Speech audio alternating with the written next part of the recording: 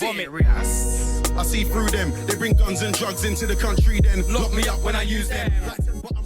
There's literally nothing here to do. Someone's jogging. No problem. Enjoy your jog. See the shop here. If you know, you know. Remember when we did that viral video? Best chicken shop I've ever went to. Yeah. Aye. If you know, you know. If you've been on the channel for a long time, then you know what I'm saying. Right now, we're going to the library. Want to get some work in. Yeah. Hopefully, I gotta come shout you when you come when you move. Though I gotta come shout you definitely. How important is keeping God in your life? You see, if you don't have God in your life, yeah, you haven't got a direction, a clear direction of where it is that you want to go. Like having God at the center of everything you do is so important, because if He's not at the center of everything you're trying to do, you're not going to succeed. It's not going to go to plan. Everybody in this world is a sinner. So I'm not trying to say, you got to be perfect. You know, you can't make a mistake. If you make a mistake, give up.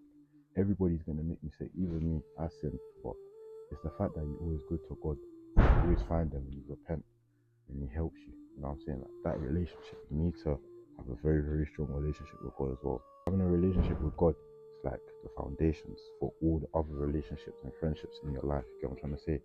Like, if your relationship with God isn't good, everything else in your life will more or less fail. Yesterday, I was talking to the man then, and I was just telling him what I've chosen for my firm and insurance.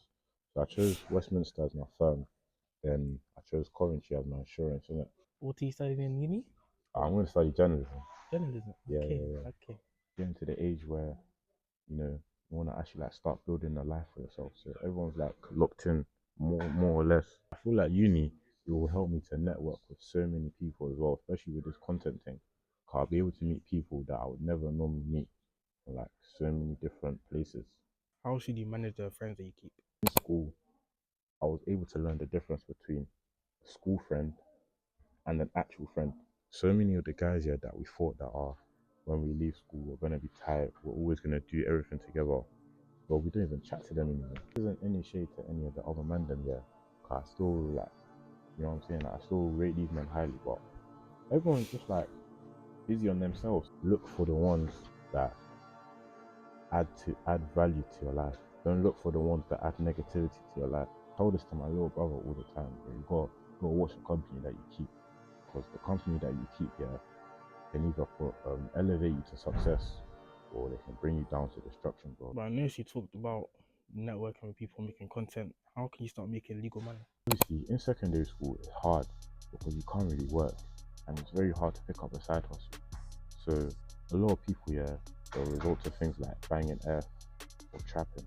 But see, all them things not worth it. As soon as I got to sixth form, bro, I wrote my CV and I was going to different places to hand it in and just doing bare applications online. Anthony can vouch and Daniel can vouch as well. Like, I used to take these men to Blue Water and we do laps around the whole shopping centre, just giving out CVs, asking if they're hiring.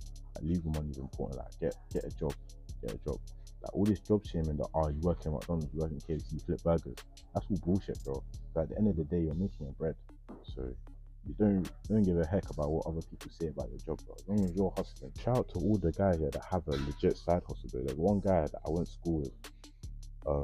Mr. No Days Off. Yeah, No Days Off. That's his brand. Bro, he started his side hustle early, like in year 10, and he's still going at it now. That's another good way to make money. Like, start something you've got a passion for, whether it's content, whether it's a clothing brand, or trading or investing, anything like that. Just as long as it's legal, go for it, bro. Cause you see that guy, he's making moves, like sold out a couple drops as well, and yeah, man, just making a lot of money from it. So it's good. See, one thing that I really dislike about my area, the dogs. Like, if you know me personally, yeah, you'll know how much I dislike dogs. Like, I've literally got PTSD from it. Story time now. Cool. I was in, like, I think it was year 9. I was going football training then. This was and then I got off the bus, yeah. I was walking down a hill, minding my own business. All of a sudden, yeah, 3 dogs. 1, 2, 3. 3 dogs come out of nowhere. Not one, not 2, but 3. Exactly. Was one not enough? And then these weren't some small dogs as well. Like, the dogs were actually like a decent size. So then they just come out of nowhere, start barking. So I'm just like, you know what? They're just barking at me. So I'm gonna just keep walking. But then I saw they didn't have a leash on. So they started running towards me. I was like, oh shit.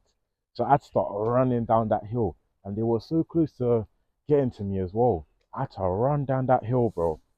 Like the way they were coming at me, I thought they wanted to chop off my ankles, and I didn't stop running until I got to the training session. Like, and ever since then, I mean, before that, I didn't like dogs anyways because of my religion. But after that, yeah, I just really, really, really didn't like dogs. Like, if I see a dog, yeah, here, I'll go over to this side, like that. It's that type of thing. Like, I really don't like dogs. The way I'm setting up this, oh, okay, my mic's on. See the way I'm setting up this tripod now, yeah.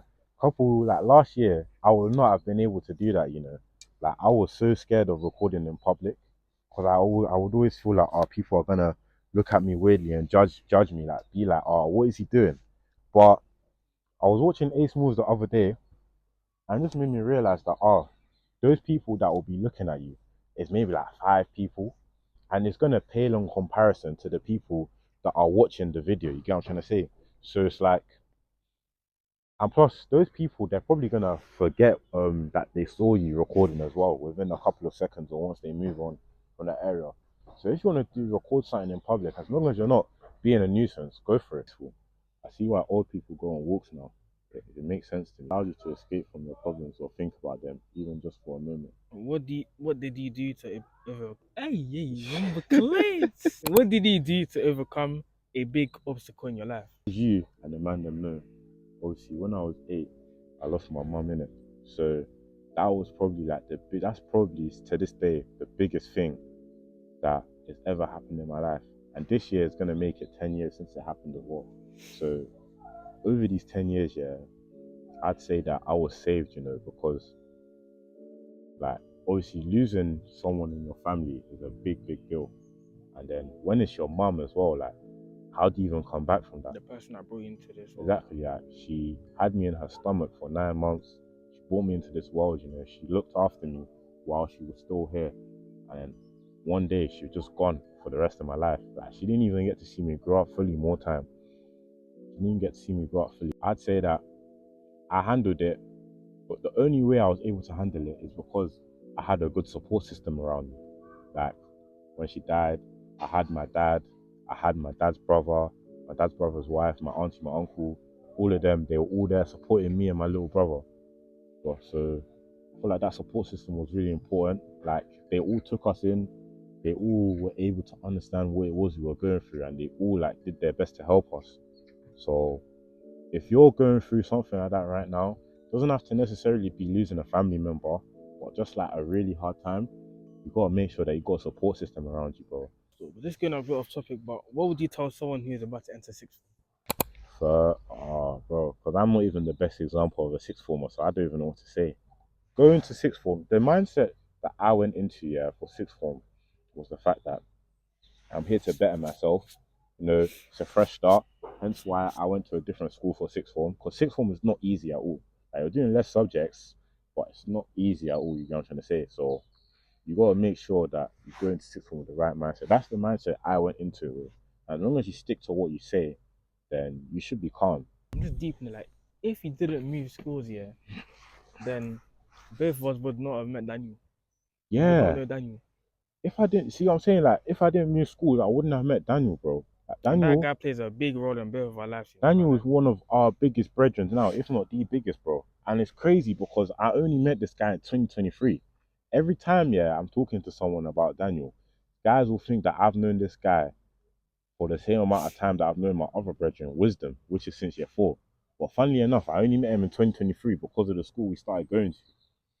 I think God intentionally meant for us to meet because it's actually mad how it all lines up. Like, we do the exact same subjects. We both used to work in the exact same job. We're both from similar backgrounds. Like, we both grew up in South. Like, God meant for us to meet, and He's had a positive impact on my life and on Anthony's life as well. There's nothing wrong with staying at your school for sixth form. But if you feel that a fresh start is what you need, bro, go for it. Because you're gonna meet so many different types of people that you would never meet if you stayed at your old Just school. think about the environment that you're staying in.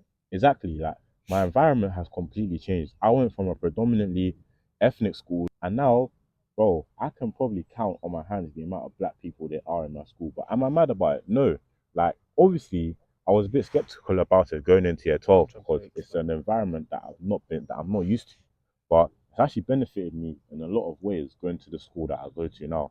So if you're someone that's looking for a fresh start at a new school, go for it, bro. You wouldn't regret it. Like, definitely go for it. Bro, more time, why are you cutting my outfit though? What are you talking about? We're wearing different colours. You're wearing a puffer, a tech, and reacts. Why'd you cut me? Who got their puffer first? Who got the tech No, first? no, no, no. Well, the only thing that you got first was the reacts. Okay, so Regardless slow of yourself who, down. regardless of who got it first, yeah. Why? Who put the outfit on first? Who put the outfit Why on do first? you have the same outfit on Wait, that I have right now? can I ask a question right now? Who put the outfit on first? Brother, your reacts are even dirty. Look at the white soap. Bro, I wear these every day, bro. Oh yeah, so they are one about. But no, why are you cutting me, bro? Why? Can I ask a question though? Ask and answer honestly. Who put the outfit on first? Who left the house first with the outfit on? Me. So shut your mouth. The only reason you Shut left, your mouth, the man. only Shut your mouth, reason man. you Shut your left, mouth, man. the only reason he left You're his talking house best. first is because he needed to come over to my side to help me All right record. then. So my point proven. I was Can't I wearing shut this your mouth, man? anyways. Shut your mouth, man. Bro, this guy's Talk your best. you're a beg, Talk bro. your best. Talk Bro, your let's best. move on, man. You're a beg. Talk You're a your beg. best, You're a though, beg. Do you think social media is dangerous? It can be, you know. Obviously, cyberbullying, one of the main reasons why a lot of people hate social media. Another thing is that social media can take up all of your time. Like, instead of using that time to do something productive, something that's going to better your life, a lot of people would rather just scroll. And sometimes, I'll be honest, I'll fall victim to that myself. I'll have something I need to do, but I'll just be on TikTok or on Instagram scrolling when I know that, I shouldn't be doing this right now. I should be doing something else, something more productive.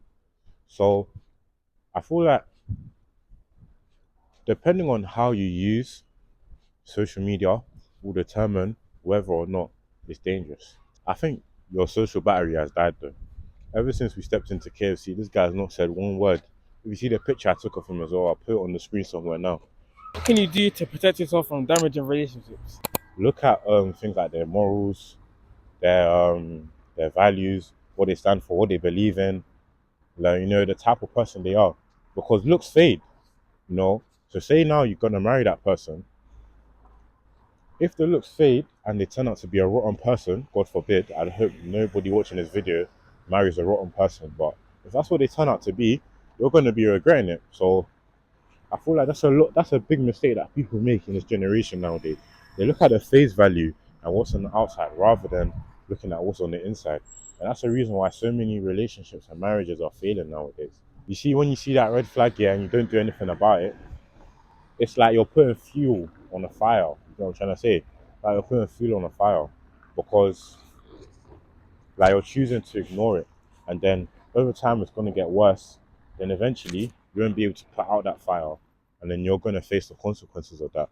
So to protect yourself, study the person properly and look at their red flags. I ain't a relationship guru though, yeah.